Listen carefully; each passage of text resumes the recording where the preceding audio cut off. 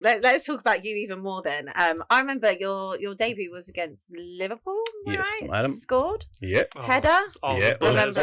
Jimmy Carragher. And that I remember it very, very well. I was there. What would you say then is your best Spurs memory? There's quite a lot. You were in such a good team, such a good era as well. Such a good era. The Redknapp era was it was great. That's great. If I'm gonna pick one, you can give me more than one. Go for it. I said my first goal because I got there 2 weeks before, something like that, from at the time big transfer window, £9 million, coming from Newcastle, the story, because I came on trial in Newcastle, then I got signed, then I came to Spurs. But the Champions League qualification, when we soaked Harry. Oh, the City game. The City game. That. Harry wasn't happy about his suit, right? Don't get me wrong.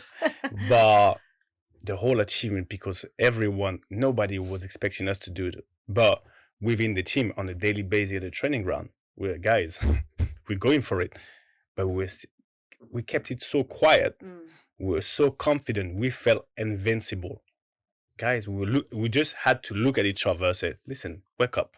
At the training ground, we were training ourselves. Harry didn't have to do a lot. We were setting up the tempo. If somebody was dropping, said, listen, you're going to go out of training because we're chasing something. You're setting the standard for yourself. We're setting the standard for ourselves. We were so professional.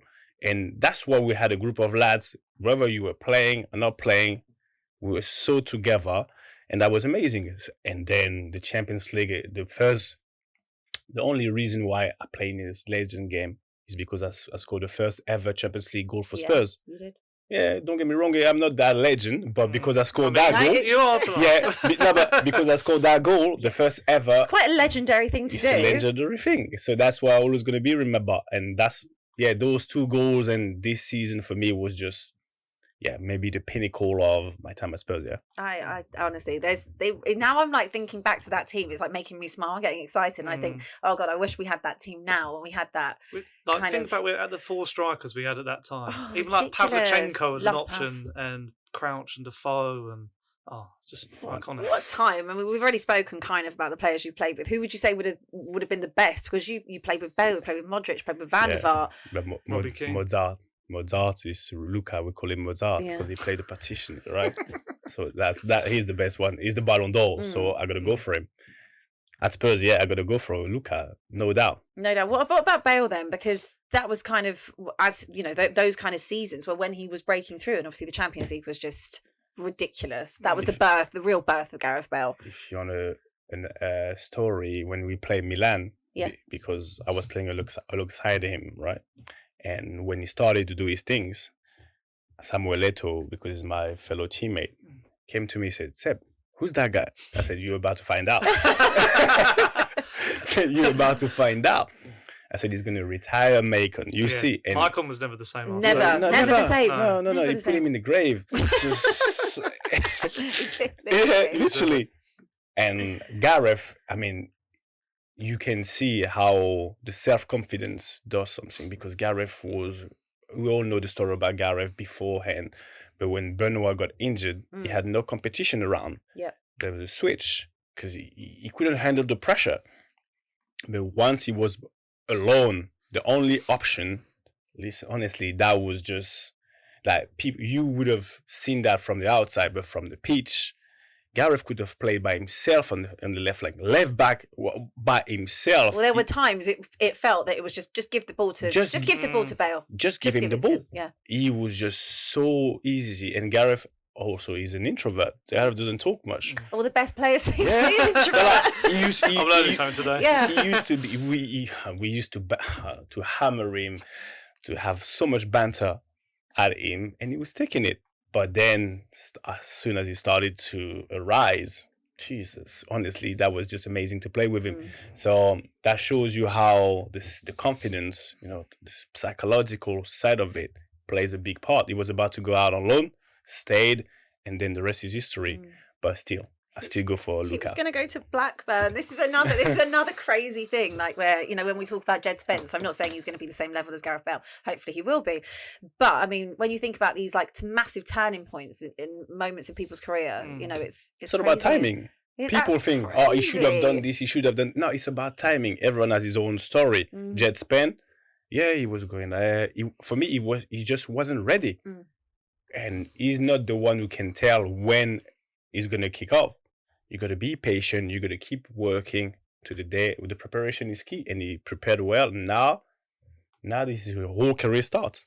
And I want to talk to you now about some players who, some unsung heroes from Tottenham's past. And you mentioned him already, your compatriot, Benoit Assou-Ekotto. And in this era where I feel like Ben White, everyone keeps talking about Ben White at the moment, doesn't like football. Well, Benoit Assou-Ekotto was maybe one of the first people where we found out he didn't really love playing football. He did it as a job. So is that a bit of a myth, or was there some truth in that?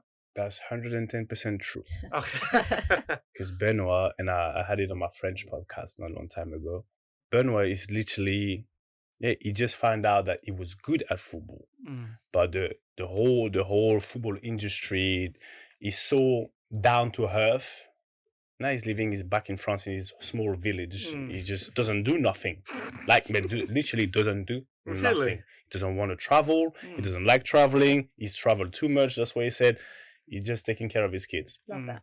I just remember him wearing the two different boots. That's where he always stood out. Was it the pink one and the blue one? He was always just like an eclectic figure, wasn't he? He just kind of broke the typical mold of a footballer. Maybe he would probably fit more into today's game than he did back then. He said that he wouldn't because he was too truthful.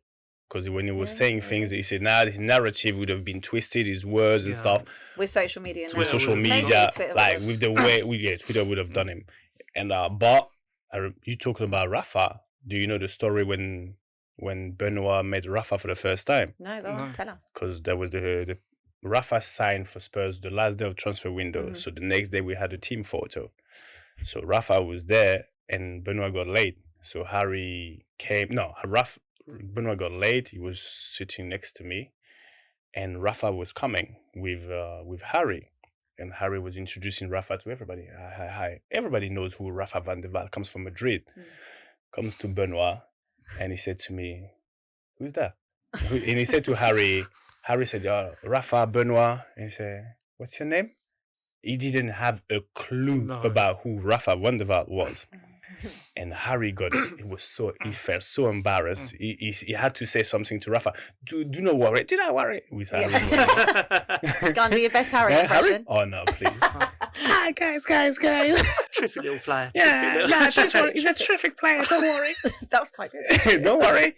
That's how he is. And that was way too fun. He didn't have a clue. And even before games, he used to ask me, because he was playing left back, Seb, is my direct opponent left foot or right footed? Just tell me. I'll deal with him. But just give me some clues. Give me some clues. Yeah. Not like you've been in training all week. No tactical awareness, nothing. And it was good. So. And another player I want to hone in on, and he's one that I get emotional about because he's sort of like the one that got away, Giovanni Dos Santos. How good could he have been? Because, Barcelona, it was just, all the lights were there, but just never happened, did it? Yeah, it never happened for, I would say, personal reasons, and sometimes it doesn't work. There's things that sometimes can't be said. But yeah, Giovanni was just amazing, and that showed he never played. I mean, almost never played. Almost never played. So, but when he was chunked in, he didn't have no rhythm, no momentum. So for me, he couldn't really shine. But what a player! Yeah. Honestly, was he like in training? Amazing, but he reached the point where he knew he wasn't going to play. So you couldn't really get the best out of him, even though when he was playing, because mentally he switched off, because for many reasons of the business of football, would say. But yeah, it was just honestly such a joy. When he was doing things, we're thinking like, what? But he couldn't really fit in the team. When you have a team that works, that really balance, and we knew how good he was, but that's how unfortunate sometimes football is. An individual doesn't really fit a collective for whatever reason, because he didn't get the chance, and then the team was having a momentum, and there's no way you're going to unbalance the team. I wanted to kind of just ask you really about Kevin Danso, because he's obviously come in recently, and I feel like for the most part he's been pretty good. When you're not really talking about a player or a defender in particular and saying, oh, he's made a mistake here, there, whatever, and he just fits in and gels quite nicely. And he's playing alongside Archie Gray as well, who again is not a centre back. Just we must state, but he's doing a really good job. How easy is it then to come into a side that actually wasn't in a good vein of form, wasn't winning? You've got no stability, and actually fit in as well as he has done. For me, he had everything to win because he had everything to gain. He comes within a team that defensively there's no players, no recognized centre back. He's a machine physically, and that's why I think that's why he's gonna fit to the Prem, because he's tall, he's got a good feet. So he came with a bag of energy, a bag of positive energy, and I think that his way of playing suits the handball style. And there was a defensive crisis. So for me, it's not easy to come in, but for his sake is different than the Matthias Tel, for example. Matthias Tel is a striker. He thinks too much, maybe sometimes. He's a defender. You know what? Let me defend first, then maybe solid. Yeah, that's what I like. I like that about him, that he just looks like he likes to defend, which a lot of defenders don't do these days. He doesn't try to be so fancy and have a look at me. Look how good I am. Yeah. He's showing his strength and his quality by doing simple things and having a presence, because you need that presence. Because he might scare a little bit of the striker when you have tiny defense. Archie Gray doesn't scare striker, but he's so smart. Honestly, I love him. Smart. He's so mature. And that's good that he play alongside Danso, which is, a bit of a unit. Good with his legs. His legs. He's maybe 6'4" or 5", and tall, good in the air. That it brings reassurance, and I think that's what he's doing well.